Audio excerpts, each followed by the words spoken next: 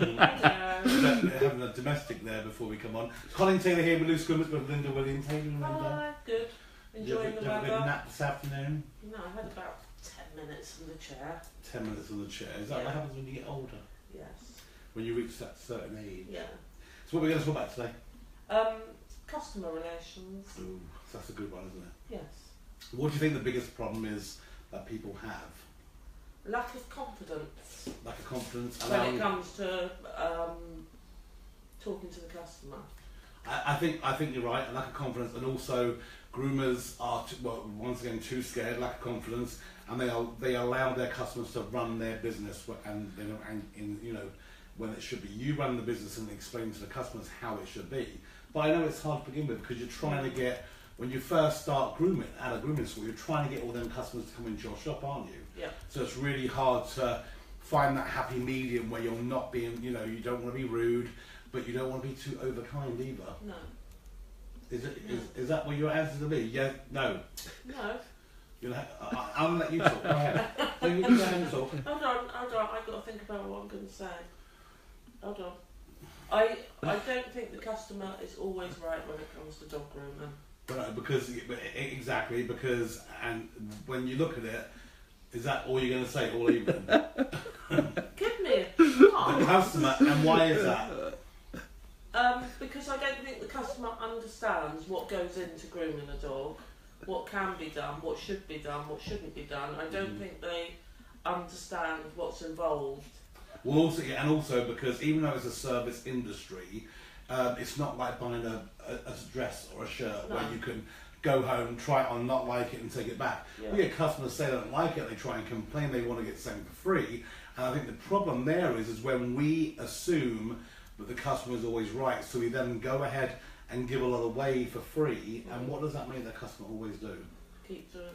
Always complaining. They're going to be that one who will always find fault in what you do because they know, like my dad, they're going to get a deal. If they complain, they might get a free dessert, a free nail trim, or a free haircut, or a free bath. So it's important that you really do kind of, you have to set the rules. And we talked about this before, haven't we, about websites. By having websites, by having this information for the customer to read from the get-go, then you're not left in the lurch and just kind of winging it, so to speak. I think the hardest customer, personally, I find hardest to deal with is the customer that comes in with a massive hairy dog. They want it short, they don't want it too short, and you're left trying to convince them that the kind of thing to do is clip that dog off, and they don't want that. Well, yeah, you're absolutely right. And I think what you have to realise is when you do the finger length, you want this short, and sometimes when they say they want that, sometimes they mean I want that taken off, as opposed to, and that happened to me. They came back, had a shit fit, I take the dog short, and I said, well, I thought you wanted that, that length left. They went, no, they wanted that length taken off, and the dog had this much hair on it. And I'm like, well, whatever, it's only hair, get over yourself. But you know what, I understand, but I think I did lose that customer. And you are going to lose customers. You are not going to make everybody happy, and you are not going to groom every dog in your city or town or village or whatever it may be. There's always going to be people that are going to be consistent complainers, and it's one of them things that you have to live with. And you've got to find that happy medium between realizing that it's okay to say no, or it's okay when somebody demands when you get their dog in and you're already busy, but you feel guilty and the guilt takes over. You have to learn to say no and say, you know what, it's okay for me to say, I can get you in today, but I can get you in tomorrow. You're not, just because you say no doesn't necessarily mean they're going to go somewhere else, is it? No. So it's important that we are in that, on that realm. But what would you say if a really... When do you draw the line to a rude customer? I mean, do you give them one chance, or do you let them know from my customers have 3 strikes, but it's not about being rude, it's just if they consistently turn up late or miss appointments. If they have like 3 strikes, and then I, don't bother booking them in. But do you take the dog if it shows up an hour and 45 minutes late? No, they've got a 20-minute window. Okay, yeah. Because otherwise it messes up your whole day, and if they walk in even 20 minutes, they walk in and I sort of think, well, I could do their dog, but I'm not going to, because they just end up doing it all the time. And I rebook them, But also, I'm really polite and I go, really had sorry. you have done the dog because you could have done it, something could have happened which would have, even still, to totally messed up the day. Yeah. So you can't predict if the day's going to be perfect. Yeah, I can steal the dog. Well, you can take that dog in and it could turn around and bite you, or it could do something else. So there's no really guarantee, but it's going to be. And it plain makes sailing. all your other customers after, you're going to be late. Exactly. And I mean, and you live in Frome, so there's no traffic. I mean, in London, I know it's terrible where people say, well, I'm stuck in traffic, and you're thinking, well, you know what? I used to drive from Frome to London, and I was always on time. So, why can't you just wake up that little bit early and be on time also? I do think that it is normally very, very samey with the people that are the culprits. I have learned not to take on my customers' problems, like, well, the traffic was bad, the kids kept me up last night, I had to do this, I had to feed me mum, all those sort of things. I think at the end of the day, they're not my problem. Absolutely. My concern is running the salon and keeping everyone else happy, not just that one customer, but keeping them all happy. It's when they walk in with a smile on their face, and you just want to punch them in the face. Yeah. They walk in like nothing's happened, like, hi, how you doing? I'm thinking, bitch, you're supposed to be here an hour and a half ago. Yeah. And you walk in like there's nothing wrong, there's no problem. That's when I have the issue. Yeah. When they walk in, they say, oh my God, I'm really, really sorry. I still say, well, you know what, you got a phone, don't you? You could have called. Yeah. I was going to say, although I've got this 20-minute window, if they ring me and say, look, I've got a flat tyre or I've been involved in an accident, then I will cater to them. Absolutely. I will help them. Yeah, exactly. But if they just walk in and there's been no phone call, nothing, then I'm polite and I smile and I go, we're going to have to rebook because you're late. Exactly. I think it's one of them things where, yes, we get angry, yes, we go on Facebook, yes, we complain, yes, we do this, but we have to realise, but you know what, sometimes it happens to us when we're late, we're never late, because you know me, I'm a time freak about certain things, but it does happen, and we have to realise that we are in business and we can't turn away everybody, because then we wouldn't have any business. But once again, coming back to my old saying is, you should have a website. If everything's in black and white, they will be drilled into their mind, but they cannot be late with you. I've had new customers standing there, and the old customer at the same time, and the old customer said to them, "Don't upset him, because he won't take it. He'll tell you where to go." So it's important that you make sure that you've got to be firm but kind all the time. Yeah. And remember, but it's not the dog's fault. No. You know what I mean? So when you do take in that customer, which you're mad at, you can't then turn around and be angry throughout the day and take it out on that animal. Not saying you're going to hit it, but I'm talking about this thing, grumpiness. And you've got to be really, really careful. So, really important. Janet's made quite a good comment. Oh, what Janet the yes, Rabbie? Janet Rabbie. Yes. She said, some customers are always rude, but they don't even know. I now put on the dog cards, so like the client cards, always late, and allow for it.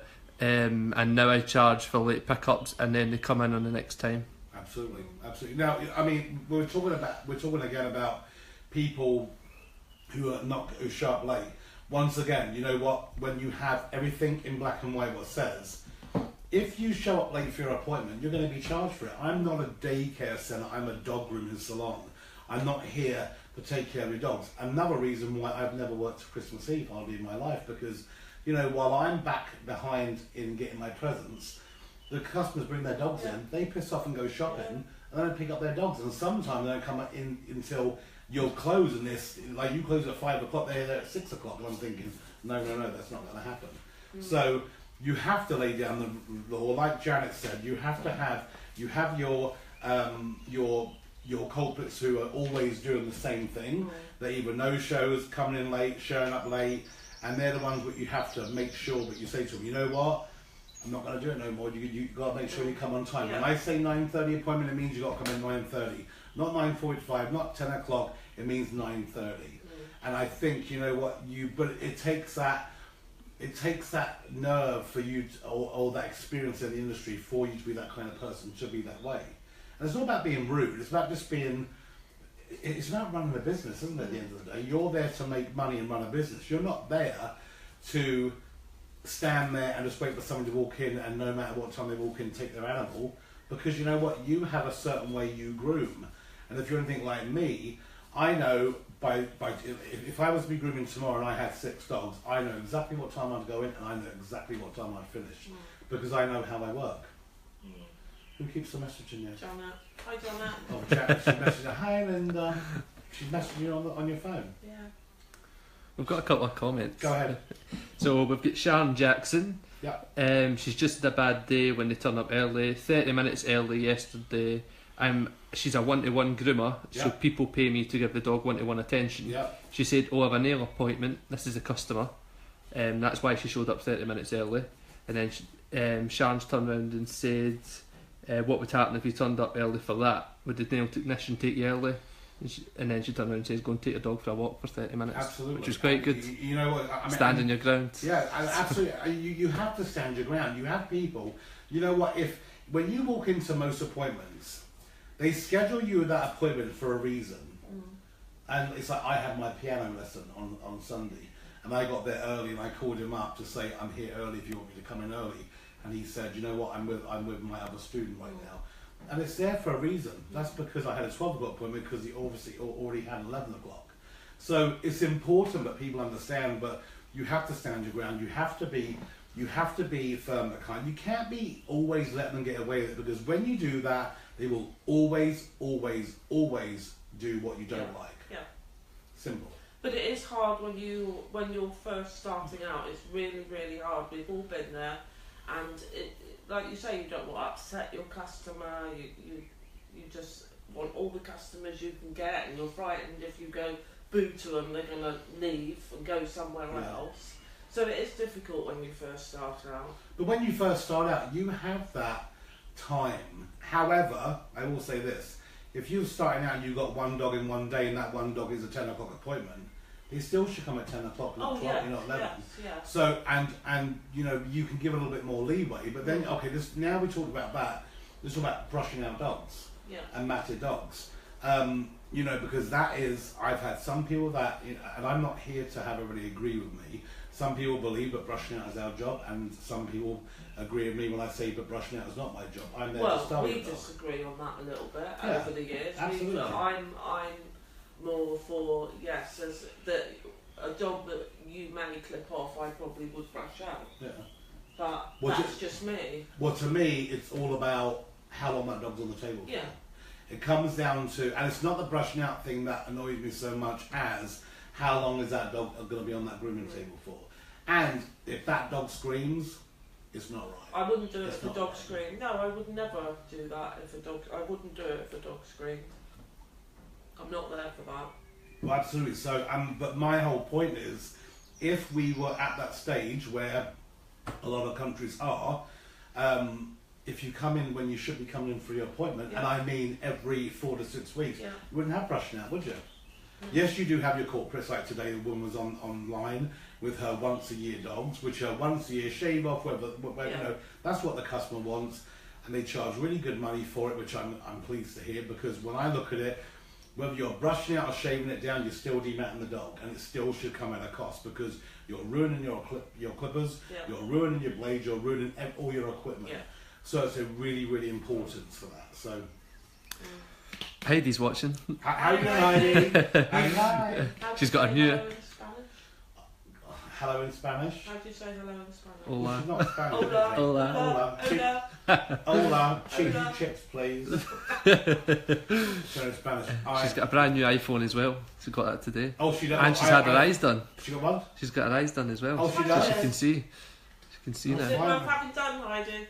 Oh, she said yes when I spoke to her. So. Oh, did you? Really? Yeah, Because she I says she can can think see like about that. HD vision now. So. Really? Yeah. Oh, wow. God, you need I need to get it done. Anyway, Yeah. she Sorry, said, sorry. back to, she Well, says, that's good. I'll be seeing her this weekend yeah. Oh, right. because I'm going to the retreat. Yes. So the retreat's gonna be a lot of fun with ICMG. I think we all get our people that pass their ICMG masters. They get a little certificate award. I'm not too sure Yeah. what they get. There's a dinner, and then after dinner I've got a eat and eat and run. Yeah. And I got to drive from there to Kent for the English Groomers Group Yeah. challenges for Sunday, so I'm really excited. Yeah. So getting back to Mad Dogs. So yeah, I mean, Do you want to hear a comment? you go ahead.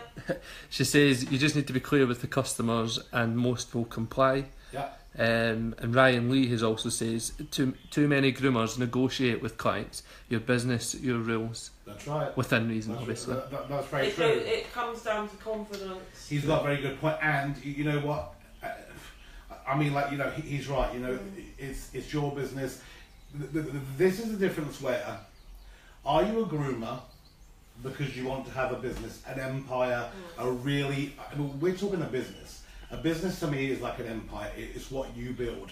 Or are you grooming dogs just to make a little bit of extra money?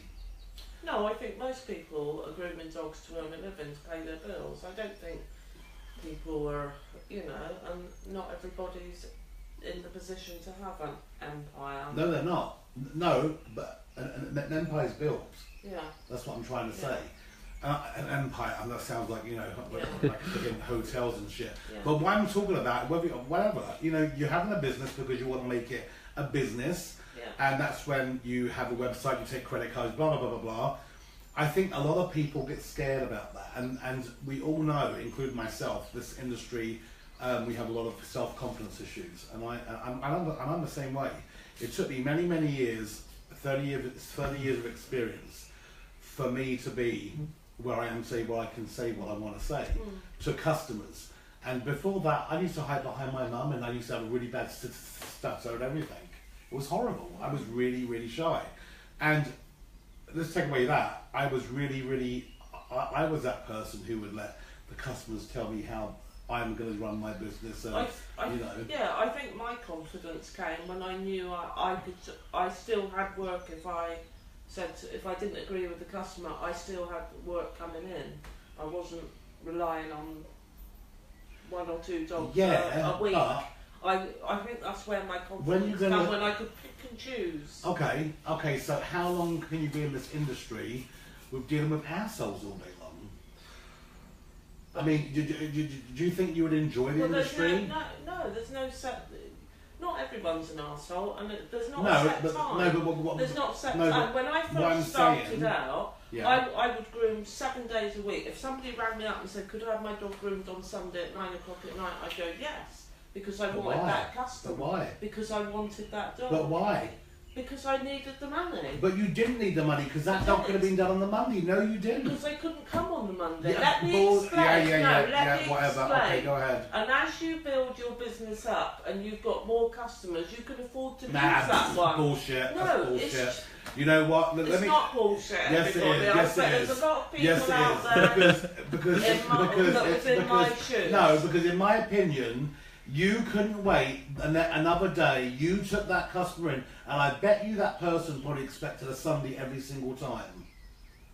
I can't remember. Well, I I'm bet not you they saying, did. I'm just But- using but- that as an example. Yeah, but I yeah. used to work a 7-day week because I wanted to. But there was perhaps I wasn't working on the Who? Wednesday. Why would you want to make a Listen, 7-day week? there wasn't enough dogs. I probably wasn't working on that. Okay. But why didn't you go out and start your business and say, I'm going to work Monday through Friday? Because when I wasn't working, I used to pack all my shampoo and my dryer up in the car, and I used to go to the dog's home and work for nothing. Oh my guilt trips. No, but that's But- what I used to do. Okay, that's fine. But why didn't you say to your customers, I work Monday through Friday, and on Saturday I go to the dog's home and groom dogs for free?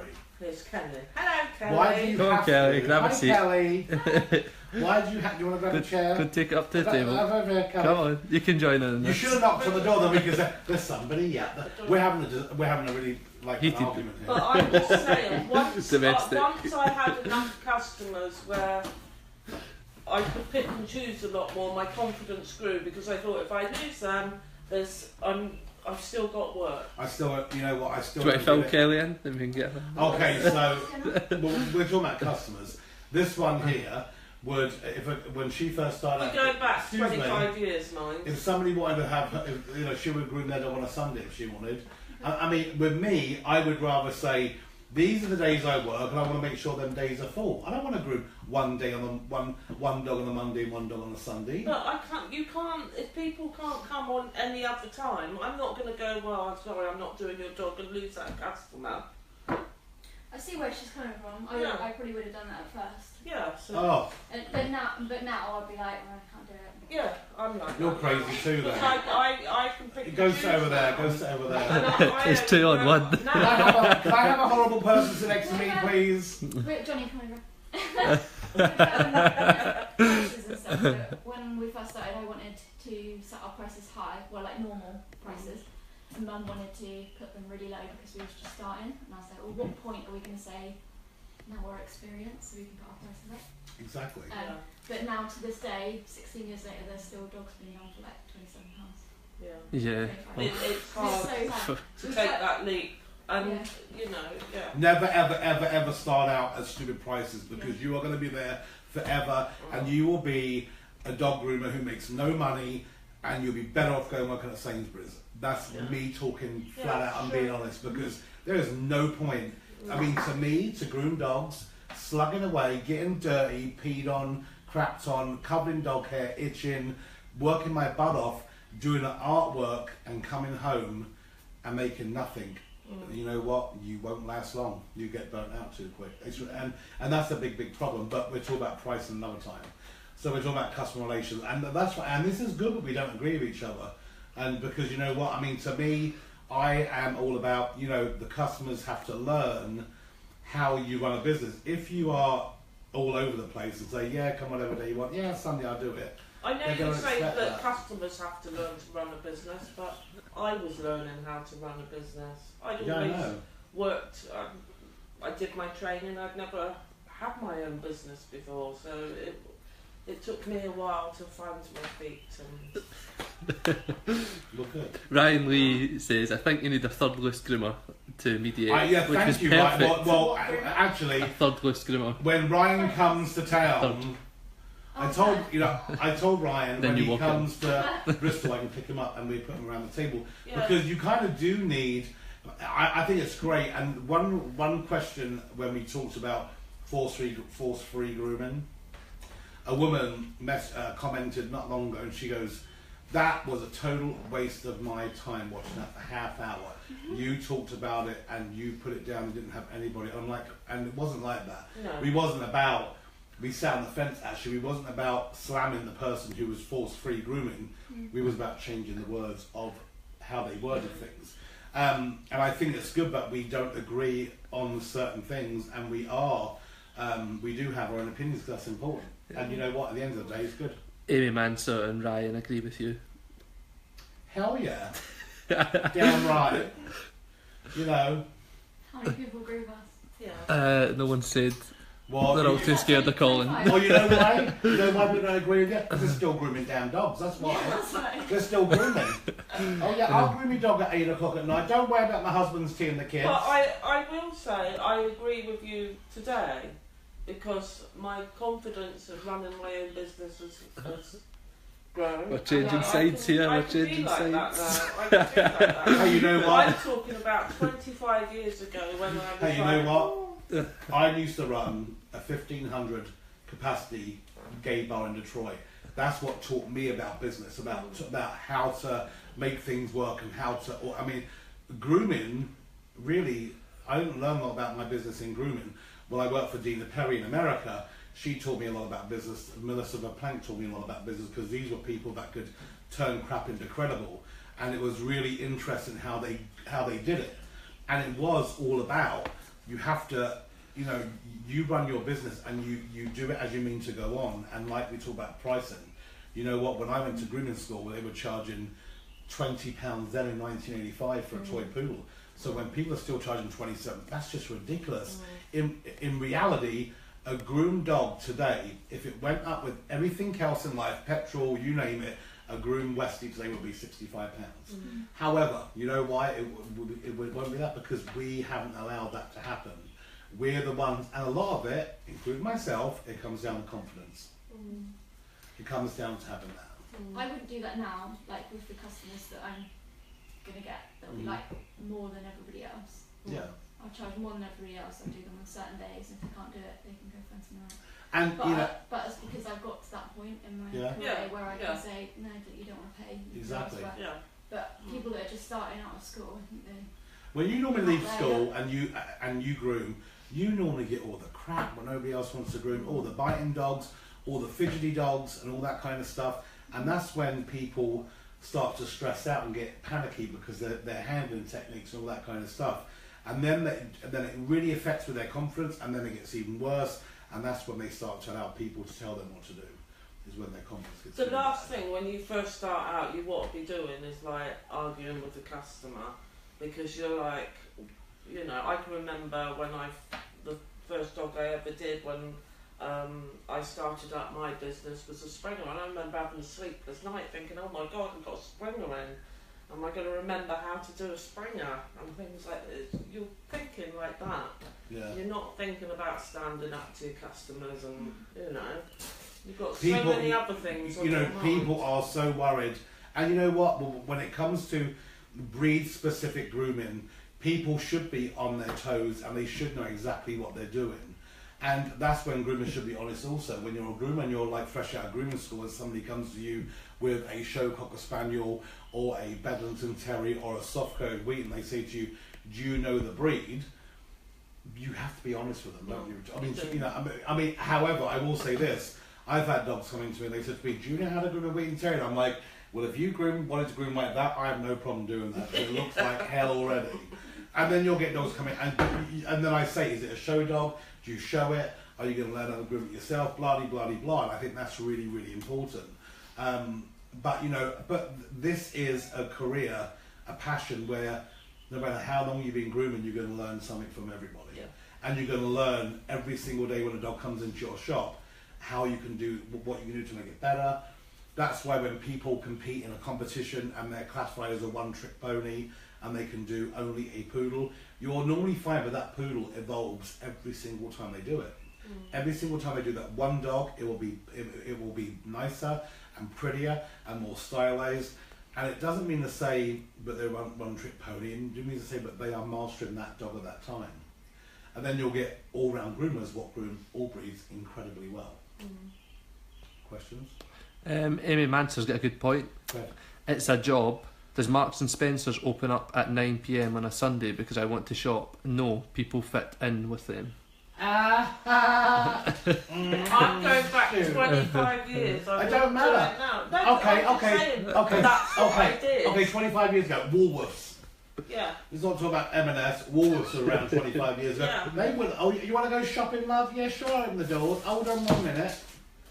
But I'm sure I'm not the only one that's done that. No, I've done it too. We've all done it. But you know what? When I groomed dogs, I was 15 years old. Me and Tina Gammon used to groom my dogs in my bedroom at my mum and dad's house. We just wanted to make enough money to buy Chinese food. We didn't give a shit about making money because we didn't have to make money. And then my mum and dad says, you got to start paying housekeeping. I'm like, what's that? What does it mean housekeeping? Got to pay £15 a week. I thought I was being ripped off. I'm being ripped off. I'm out. I'm leaving. That's it. I'm done. I'm off. And I'm like, and then I learned. I was moved to Hong Kong for 2 years. I'm thinking, shit, I should have stayed home. Yeah. Because you learn. I mean, £15 a week. My God, I wish my rent was £15 a week. So yeah, but thanks, Amy. It's true. Yeah. Very. Yeah, thanks, Amy. The more you guys go at it, the more the views go up. Well, it's good. It's good. Maybe we should have a full-on domestic, like you know, like Like you normally do. yeah, really, when like I'm yeah, on when we're not on camera. So yeah, I mean, so do you agree, Kelly? Yeah, thank you very much. Well, thank you. Show's over. Bye. Yeah, really. What's this anyway? What do you need names? Ooh, You already it's spoken about disgusting, that coffee. It's not. It's not. really good when I tried to make a float of coffee, but we couldn't get double cream, and I put Kahlua and coffee, and you know, boop, and it just tastes like burnt coffee. No, it's not. Anyway, a little mix up before we get back in. For people that want to learn scissoring techniques and they have a hard time, these shears you won't put your thumb all the way through, and this is not about the shear, this is about what you can do to improve your scissor work by 100%. If you get a water balloon, or if you haven't got that, get the regular long balloon, and if you stretch that balloon Or a finger condom. Or a finger condom, what you strip with. Oh, I've got to stretch it over it now. And don't cut yourself, and if you do, it's not my fault. There we go. Oh, I haven't done this in a long time, have I? It's got a nipple on that. So, Definitely end on that. there you go. You just keep on stretching it until there's no slack. But actually, you should have that at the end, shouldn't you? And I then, know what we're talking about. by that stops your thumb by going through that hole. It enables you just to move, keep Move your your thumb in there. Yeah. It's really weird because when I was watching the sheep shearing, do you see the sheep shearing video on Facebook? This guy has a sheep and he's doing it up for a show. They are taught to move this part. Yeah. Well, they We're should taught do. to move the thumb, they're taught to move the hand.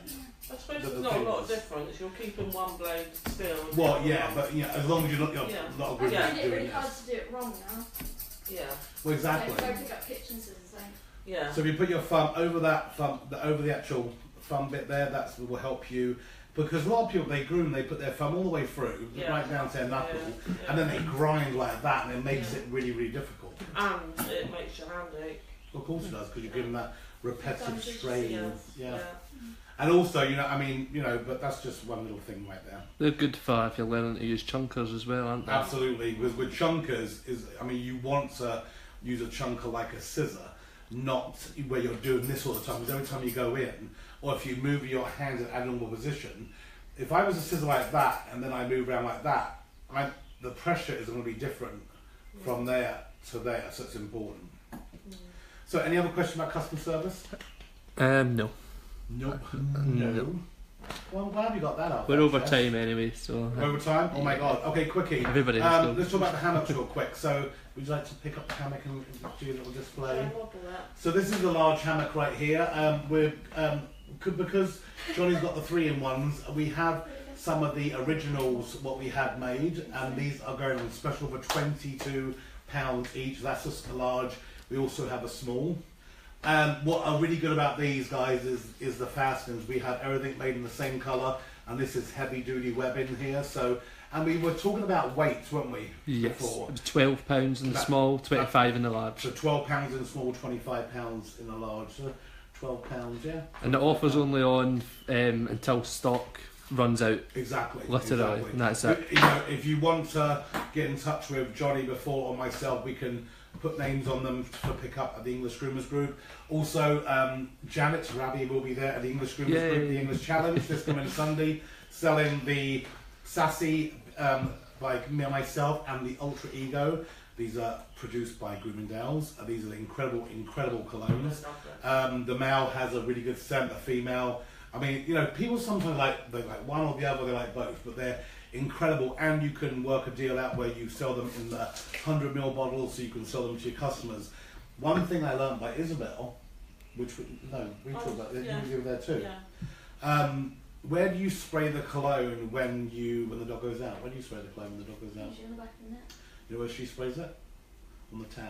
So when it That's what- swishes. Ah. Cool. A great idea. So that's Isabel Yeah. idea right there. So it was a really good idea because I always say put it on the dog while it's in front of the customer, but you can do that still. But put it on the dog's towel. If it's got one of them long bushy towels, put it on the towel. Scissor and spray in the Flairosol bottles. This is the one with the green tea in it.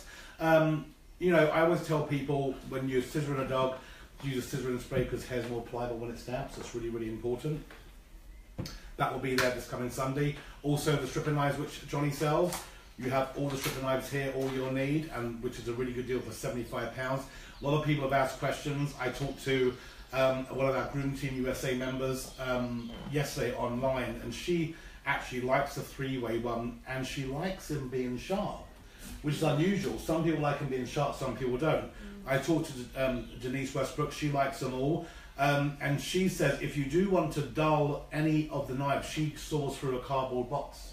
Oh yeah. And that's I did it with some people who did yeah, it. that works too. Mm. So get in touch with me, myself or Johnny about that. £75 comes in a nice little case right there. And I think that's really good. Did you enjoy yourself? Yeah. Mm. And you'll be selling the happy straps. And I'll be sending Yeah. happy I won't straps. be there. Happy, got do that. Happy straps, happy straps. The world is better with happy straps. Believe me, if we allowed her, she would have had a song like that to promote them. And what are you doing, Kelly? Where are you going to be soon? Seminar-wise? You'll be in So Bristol. I've got Oh. first aid course in Froome on Sunday. This coming Sunday? Whereabouts? Just at Scruffs to Crufts in Okay, cool. the front and east. We'll be there on Sunday, so if anyone wants to do a first aid course, get in touch. Then I'll start a new job. Awesome. We have this coming Sunday once again. We have the English Groomers Challenge. After the English Groomers Challenge, we have the 1st and 2nd of July. We have Strictly Come Grooming. Is it Strictly Grooming? Strictly Come Grooming. Is it Strictly Come Grooming? That's by Amy Mansfield Jackson. This is going to be a new show. We're going to have a Jackson's going to be a lot of fun. I do love messing with Jackson. He cracks me up. How Amy puts up with him, I do not know. But yes, so that's going to be on the 1st and 2nd of July in Newark. Newark Showgrounds, I Newark think. Showgrounds. Then after that we have Super Groom right here, which is not far from me, which is Kelly Davis' show. We're going to hopefully get Kelly Davis here pretty soon talking about the show. So do go onto the website. If you want to contact Amy Maxwell Jackson regarding Strictly Come Grooming, do contact them. They will give you all the information you need to know regarding that show. This coming weekend is in Kent at Swanley Park or Swanley Sports Centre, which is a really good show, the English Groomers Group, which is really geared to the novice groomer, and lots of education, lots of shopping. I'll be there. It's going to be fun. And then I'll be at the retreat on Saturday night, so it's going to be good. But thank you very much. Thank you. Bye. Bye.